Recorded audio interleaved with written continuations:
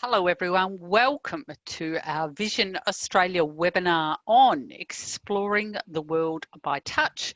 It's the 28th of April, I hope it is. Anyway, I'm Stella Glorie and I will be your host, and we have Kirsty Jackson who is our expert today, and I will introduce her shortly. But first of all, I'm just going to do a short acknowledgement to country.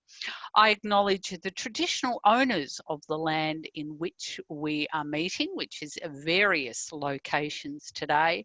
I pay my respects to their elders past and present and the Aboriginals of other communities who may be here today. Now, there will be a recording of the webinar that can be accessed later on our webpage at visionaustralia.org/check-in and chat. And you might like to take a look at other webinars which will be there. We would love to hear your questions today, and also any comments or examples that you would like to share. So you can use the chat functionality on your screen, and people who use screen readers can access the chat function through keystroke Alt H, and that's H for Harry. Now, we will try and answer all the questions as best we can, and as many as time permits. So, on with our webinar. I'd like to introduce Kirsty Jackson, who is an orientation and mobility specialist at Vision Australia, and she's also practiced as a daily living skills tutor and a Braille teacher, and she's based in Newcastle. Hi, Kirsty. Hello, how are you? Good, thank you. So this is your first webinar with Vision Australia, is it? It is, yeah. First one. And you began with us in October? Yes. Yeah, so not long. But you've got a lot of experience behind you. Yeah, I've had a lot of experience back in England. Yeah, that's where I've come from. So let's talk about exploring the world by touch. Now, I was quite surprised to learn this, but is it true that touch is one of our first senses to develop? Yeah, so touch is the first of our senses to develop, and it provides us with a sensory scaffold on which we come to perceive our own bodies and our own sense of self. Because what happens is touch occurs across the whole body using a variety of receptors in the skin. So babies can feel and touch best using their mouths. And this is why your baby tries to put everything in their mouth. They're using touch to explore. So they can feel, touch and learn about objects. And in theory, by the time a child's about 5 years old, the face is still more touch sensitive than the hands. So it's one reason why little children like having a favorite toy, you know, so they cry when they lose their favorite toy. Or you can have those toy arches that go over the baby when they're laying down. They're really good for exploration, particularly for babies who maybe have low vision. Oh, I didn't know about. So in terms of people who are blind or have low vision, what does touch allow us or people to do, and why is it so important? Touch is really important. It enables independence in a variety of ways. It could be communicating with each other, maybe using Braille or Moon or objects of reference, or deaf-blind sign language. Touch can also be integrated into orientation and mobility, so traveling around different environments within the home or the garden, or being guided by another person. Touch can also help us identify objects. If you rummage in your pocket sometimes for your keys, you have to differentiate it between different things in your pocket. Maybe identifying shampoo and conditioner bottles that are the same shape, maybe by using an elastic band around one of them. Touch is also really useful for food preparation and cooking with low vision. For example, a steak feels different when it's cooked, and you can measure it by the touch of your hand. So if you press your ring finger and your thumb together, the flesh between the flesh beneath the thumb should give a little, and that's what meat, when it's cooked to a medium doneness, feels like. And touch can also enable independence and social bonding by participating in hobbies or social activities or the arts. So, and what are the ways people use touch? Now, you did mention Braille and Moon. Can we talk about that a little bit further? Yeah, so Braille's probably one of the most recognisable ways that individuals who are blind use touch to interact with the world.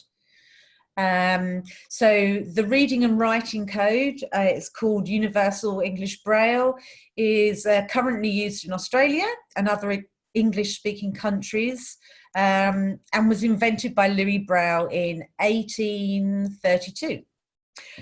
Now, you can produce Braille in a number of ways. So you don't have to have technology. You could use a standard Perkins Brailler, nice heavy device. You don't have to know Braille sometimes to be able to produce it. You could use a Dymo labeler or a Braille embosser. Some people might like to read Braille using a refreshable Braille display rather than huge volumes of books.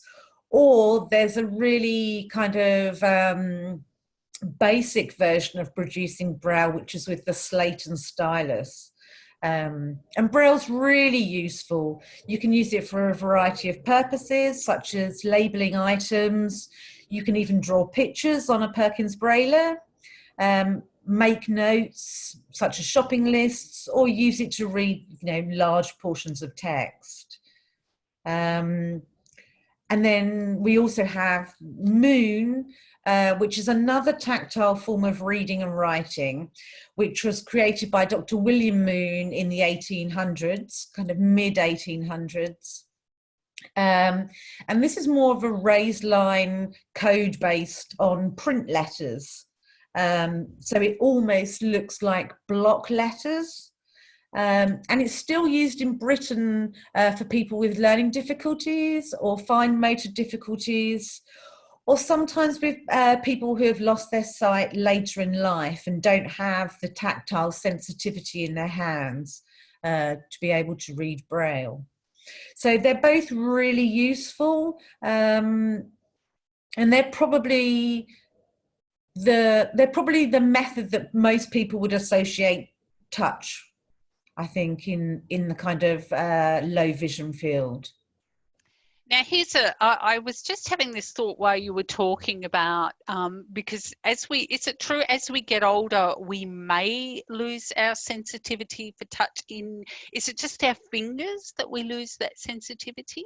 Yeah, I think it's the whole body. I was doing some research about touch, and as the older you get, the kind of less sensitive you become. I'm not quite sure what age range that is, but I think we do become less sensitized, maybe because you might do manual labor, and so your hands and fingers might become rougher, or maybe if you had something such as diabetes, you might get neuropathy in your fingers and toes. So it just depends, really. I think the aging process has something to do with it. Yeah. We can blame so much on the aging process. Now, I'd like to talk about interactive and non-interactive touch. Can you explain what each one is? Yeah, so touch can be interactive or non-interactive. So interactive touch includes actions such as shaking hands, being guided, reading Braille, maybe exploring something like a Victor Reader. whilst non-interactive touch includes things like maybe resting your hands in your lap. Now I have an example. So if you placed your hand on a cat or a dog without moving it, so non-interactive touch, what would you learn about that cat? So you might feel the warmth from its body, and depending on where on the cat's body your hand is placed, some information about how soft or hard it is. If the cat's purring, you might experience some of the vibrations that it makes. And passive touch like this doesn't really provide you much information about the cat. It could be a piece of fur for all we knew. However, if you pet the cat and examine it from head to toe by exploring it with your hands and fingers, you would find out that it has fur, a tail, legs, whiskers, eyes and ears. And you might also have some idea of the weight, size and shape of the cat and whether it has long or short hair. Even through interactive touch, particularly with cats, you might learn about teeth and claws, depending on how friendly the cat is. But yeah, interactive touch is more exploratory and trying to work out information rather than just being very passive. Now, with interactive touch, does it involve the hands? Yeah, it would involve the hands. You could use different parts. I guess you might use your forearms. It's normally skin contact that's most important, which is quite difficult for social isolation. Yes, well, we are going to get on to that, but also the other thing I need to talk about is functional knowledge. Mm-hmm. What is functional knowledge? Okay, so we've got tactile learning, and it relates to developing skills that compensate for kind of lack of vision, and it falls into two categories. So you have object knowledge and you have functional knowledge, and one requires more activity for learning than the other. So without vision, knowledge of objects is gathered by the sensors in the skin that give information about temperature, weight, texture, form, size, or length of an object. But functional knowledge is a completely different matter. You might recognize your favorite toy or object on the shelf, but you could be completely unaware of the function of it until you're shown explicitly. So functional knowledge is where you have to be explicitly shown what it does. I guess it's a bit like unboxing maybe a talking clock for the first time. You might get it out of the box and you know that it's a cube and it has a button on the top.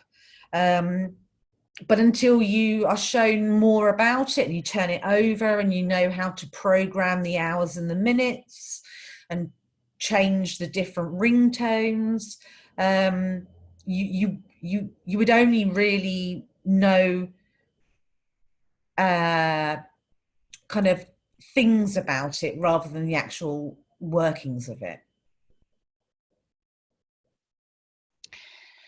Okay, so I do want to talk about exploring the world outside, but given that we are currently in lockdown, so given that people are at home and maybe feeling a bit locked in and understimulated at times, so for a sighted person, they could possibly look out of the window, or you could, there are ways of changing your scenery and your surroundings. What are some of the ways that people can still explore touch at home, and if they also had the ability to go on a regular outdoor walk or exercise? Mm-hmm. Okay, so if you're restricted to your home, you could walk around the garden. maybe barefoot, feel different sensations underneath your feet, feel the sun on your face, the wind on your skin. If you're able to go out, you might notice things like tactile paving indicators. So like the bumpy paving slabs that warn us that maybe there's a road crossing coming or set of stairs. The change in surfaces and gradients of the floor. Going back to the garden, you might explore touch by watering plants, tending to your flowers. You could plant a sensory garden with herbs or lavender, or walk around your garden and smell different things. You could do some cooking or baking, so some nice kind of therapeutic bread making. Kind of non-interactive touch, you could do some meditation and yoga. Or if you're feeling quite energetic, you could use a stationary bike or treadmill. Or you could even, I guess, play lawn bowls in your own garden. Alternatively, you could care for your animals. You could label objects within the home that you think are important. So that might be DVDs or CDs.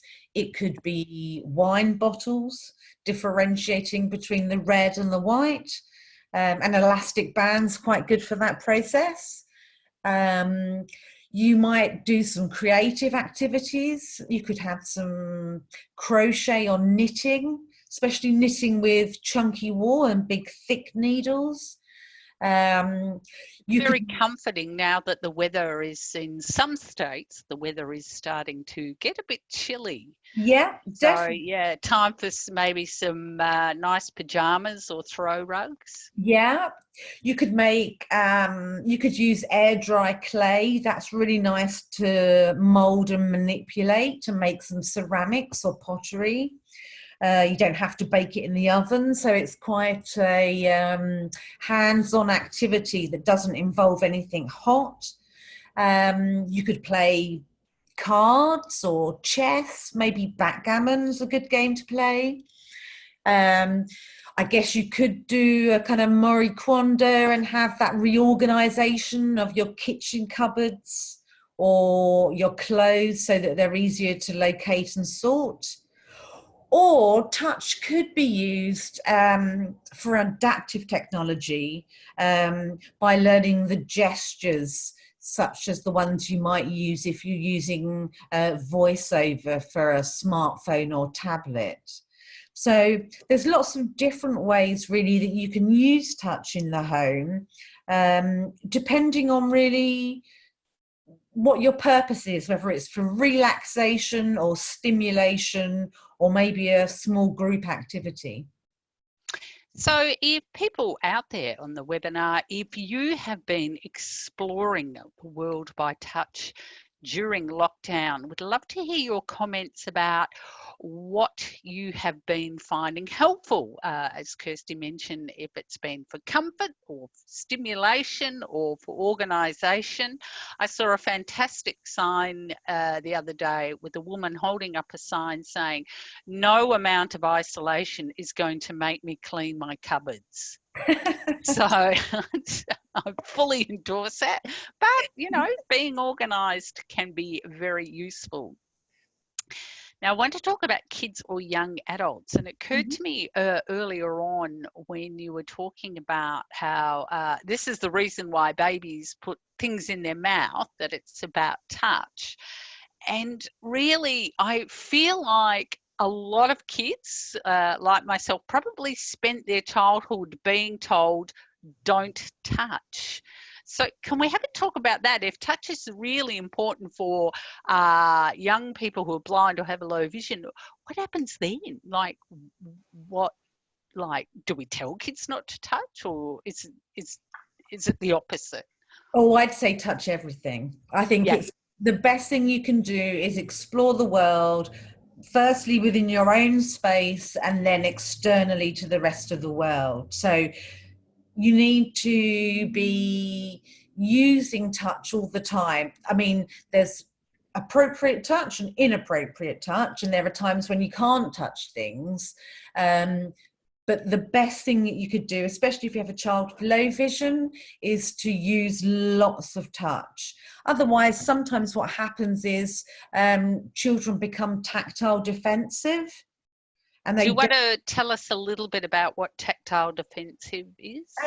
So it's where children or young people have an aversion to touching certain things. It might be something that's sticky or slimy,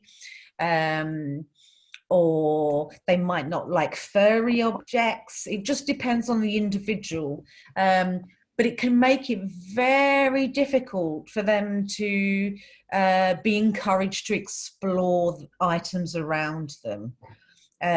So the best thing you can do is have lots of messy play, really as soon as that child is sitting up and participating in little activities. So for children, what sort of, how can they explore the world at the moment? And young adults, of course. Yeah, so tactile activities for children could include matching different textures. So you could put them on squares, like a Rubik's Cube kind of shape, or on lolly sticks, and you're almost using them as a kind of domino matching activity. You can make tactile blankets, so get a standard sheet and sew on different textures, and sometimes they have kind of crinkly plastic underneath the blanket, so that when you touch it, it makes a sound. You could thread beads to make necklaces. That's good fine motor skill, which is good for kind of pre-Braille learning. You can make your own sensory balls really cheaply by using balloons and putting in different contents in the balloon, such as sand in one, rice in another, maybe marbles or some kind of gel ball in another balloon. And you can use those as a matching or an identifying exercise. My favourite's making sensory stories. So using props along with a book. You've got things like Goldilocks and the Three Bears. You could have porridge, have it dry, have it wet, have it warm, to feel the different ways in which food changes. That's lovely. That it's not dissimilar to our Felix library. Yes. Yeah, it's gorgeous. Really good. You could make treasure maps. They're quite good, especially at the moment if children are becoming a little bored in the home, making kind of a tactile treasure map. You can make a snap, crackle, pop sensory bin. So using cereal and putting hidden toys and objects inside to sort through. A really good one is getting different locks and types of locks with the key. So they're learning to unlock different types of lock. Popping packing bubbles. Oh, everyone likes that. That's quite therapeutic. It's very therapeutic. And you can do that underfoot, or you can do that by hand. So that's quite good fun. You could practice tying shoelaces, or something really simple like making dried pasta art, sticking it down, painting it, maybe threading bits of it. So really just getting lots of things from your cupboards and either putting them in boxes to search for objects, or trying to match objects together. Yeah. We've got a couple of questions that have come through. This is an interesting one. Lots of my friends are going through old photos at the moment to remember past experiences. Now, so if you're on social media at the moment, it's a big one. Everybody's throwing pictures up of when they were children. We had their me at 20, and now they're doing the childhood ones. Mhm. Do you have any recommendations about how I could do something similar as a blind person that may be using touch? And that's from Yeah. Courtney. Yeah, perfect. So what you could do is make like a memory box or a memory book, and put kind of items that you associate with nice memories there. So maybe it's a dried flower for the first time you went on a date and you got flowers from your partner, or maybe you've kept the restaurant card from a certain dinner that you really liked. But you could almost make a memory box or book. Memory boxes are quite often used for dementia care, for some people, to remind them of things. So you could put scented items in there, or just, I'm trying to think about the pictures. For pictures, well, you could get somebody to use, it's called German film. It's like a plastic sheet of paper, and you could get someone to trace over the picture so that you created a fine raised line diagram. So that might be one way of actually looking at an object or a picture that you haven't seen before. Here's another question. How can we use touch to set up schedules which are so important to mental health right now? They might be talking about how routine, a lot of people saying that routine is very important at the moment. So how would you set it? How would you use touch in these instances? I'd probably try and use a kind of tactile schedule. So you could have, so if you're going to do activities, what you could do is have the objects in front of you, kind of to remind you.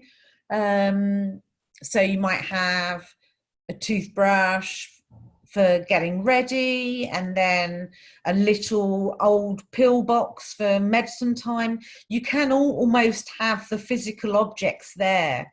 Quite often that kind of system is used with people who don't have a method such as Braille or Moon, and they use objects of reference to kind of associate things in their schedule.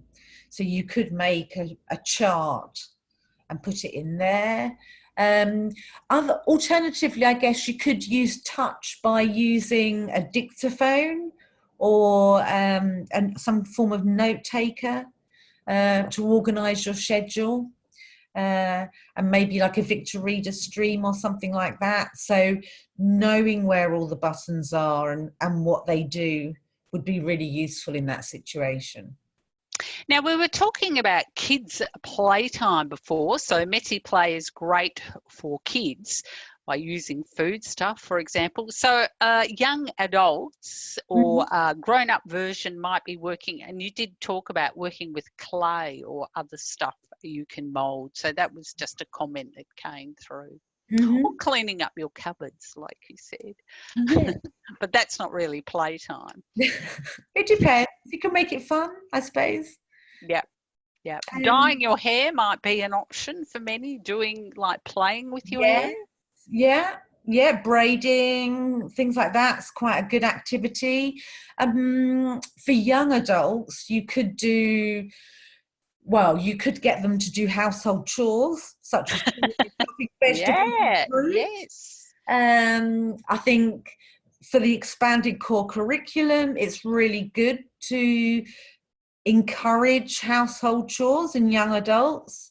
Sorting the laundry isn't kind of step on from matching different fabrics and textures together. So it's kind of a more progressive than the kind of child activity. Making origami is quite nice. If you make 1,000 cranes, I think you get a wish or something. So it's enough time in the day to make 1,000. And they're beautiful if you hang them from the ceiling. You could make a memory book or diary with tactile objects, playing board games. Oh, I'm glad you mentioned board games, because if you do need some tactile board games, like Vision Australia, the shop at the moment, and there's quite a good article on our website about the amount of tactile board games that the shop currently has available. And they're really good. I like the interactive ones are really nice. Here in Newcastle, we have Monopoly that's based on Newcastle. Oh, really? Oh, that's great. Yeah. Yeah. So they're good. You could learn to play an instrument, drums, guitar, piano, something like that. Yeah, really get to know your neighbours and play the drums. Yeah. Love it. Some people might be lucky and have a 3D printer. So you could physically print objects in 3D and make things, or making jewelry, or even kind of like a mosaic. Go into the garden, smash up some pots and some old tiles, and make a mosaic. I can highly recommend mosaics. I did mosaics, and they're very forgiving, and it can be relatively inexpensive for those type of materials. Like everybody has some crockery. I mean, you do have to be careful when smashing it, or you can use small tiles. Places like, and so getting hold of craft materials at this time can be a little tricky. You can order online from places like Lincraft and what's the other big one? It's just a Spotlight. Oh, is it Spotlight? No, the other one. Oh, it's one place. So do you have any recommendations for getting crafting materials? The best place I find to go for making craft materials like clay or goop or kind of sticky materials is on Pinterest. And Pinterest is kind of another social media platform where you can put resources on, and they have lots of things about how to make kind of clay-based items out of maybe flour and different things like that, and it's all free. Of course, flour and water, a bit of a YouTube video, that type of thing. Yeah, a little bit of food colouring. Excellent. Yeah, that's how you get your Play-Doh. I've just been told that Spotlight is actually not that accessible, their website. Now, for the games, I've had a question: how do we order the games? You just can go to Vision Australia website, visionaustralia.org, or you can call, and I will be giving our phone number just shortly, so I will find that information. Now, there was another question here, or another comment. I'm just going to, bear with me. I've just lost you all for a second. There you are, you're back. So Vision Australia's number is 1300 847 466, 1300 847 466. You can call them and ask to be put through to the shop. I think the shop has a different phone number. Somebody's asked, how can we learn Braille at the moment when we can't meet in person with a trainer? But, well, Vision Australia offers correspondence courses. So you can call 1300 847 466 and ask to be connected with Braille training via correspondence. The comment was that Pinterest is not that accessible. Oh, Spotlight is probably fine, not sure.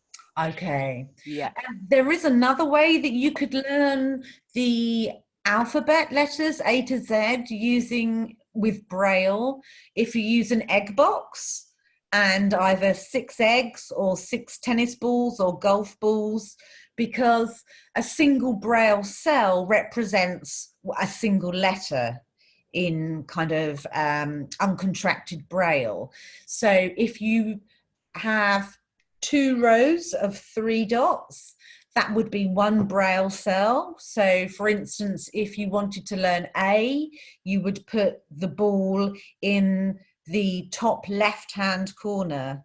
So you could learn A to Z quite quickly by interchanging the balls with different dots. So that's one way of kind of learning the tactile shape of the Braille cell and the letter. Another question, why do you think Braille is important for an older person to use? Now, I feel like I know the answer to this one. So I think it touches back on what you were saying earlier, that there's a number of ways you can use Braille. Yeah, I think it's good for a variety of things. You don't have to be a Brailleist to use, you don't have to know the complete code to use Braille. You might just use specific dots or shapes of dots. But labeling's always a good thing, even if it's even if you put 2 dots or dot 1 and dot 2, a letter B on all of your kind of tins of vegetables, or you could, I guess what you could do in your own home is explore where Braille actually is, because it would be on bleach bottles and maybe medicines and things. Good for shopping lists, getting a bit independent to take yourself down the shop. Yeah, it's good for, Braille's kind of useful for any task. If you want to kind of be independent, not have to remember lots of things in your own head, or yeah, I think you could use it also with people who aren't Braillists. So people who don't read Braille, if you use the Dymo labeler, they could help you label things for you, and they wouldn't need to use it. But I guess Braille for an older person is potentially just about keeping your independence, keeping up your hobbies, things that you like. Some people like audiobooks. If you're like me, I find them quite soporific, and after about half an hour I fall asleep. But if you're reading Braille, sometimes it keeps you more alert. Yeah. Is it possible, Danielle from Atwater is asking, is it possible to learn orientation, or not from Atwater, I beg your pardon. Danielle asks, is it possible to learn orientation and mobility skills while social distancing? So what are O&Ms in Vision Australia doing at this moment? So we're providing services by telehealth. But what you could do is you could explore within the home safely by using trailing skills, using the back of the hand, maybe around the walls to find objects. You might use upper or lower body protection to navigate around the home or to find something. Can be quite useful. Upper body protection, having the hand in front of the face about 1 meter away. In the kitchen, I'm just looking at my kitchen, thinking about some people leave kitchen cupboards open, which is a complete hazard. So sometimes walking around your kitchen just with your hand in front of you can maintain a bit of safety. Guiding is another way. Although we are supposed to be socially distancing, some people will need a human guide. Now, there are ways around that. We recently spoke with Bashir about how we can still do guiding with social distancing. Like, there are a number of ways around that. And if you're interested in that audio, you can find it on our website. Can O&Ms, can they help work on your cane technique? Yes, we at can this time. Yeah, we can do some initial work. So if you are fortunate enough to have a laptop or a telephone, we could provide instruction via video, via telehealth. If you've got somebody else in the home, they might be able to support that learning. You could practice your arc width by getting a chair that's got 4 legs and scanning the cane from left to right in between the chair legs, providing that chair's not too narrow, to maintain a sufficient arc width, just to practice. So there are a few things that we can do. Remote teaching is possible for orientation and mobility. Yeah. And the best thing that people can do is give Vision Australia a call and talk about a telehealth appointment, and within that you can actually you know, a part of the O&M can also teach people how to use apps and tools like GPS. Sure. And that can be done remotely. I think we've got time for one last question. So it goes into where we're talking about don't touch, and we're saying touch is really important. But again, when we go out, we're being told don't touch anything. So what can people who are blind or have low vision, who rely on touch at this time, what can they do when they go outside and still keep themselves and other people safe? I guess if you're physically touching objects, maybe a thin pair of gloves, either the kind of latex ones would be one thing that you could maybe use in the supermarket. I guess most other things you could do would be to maybe just have physical contact with somebody.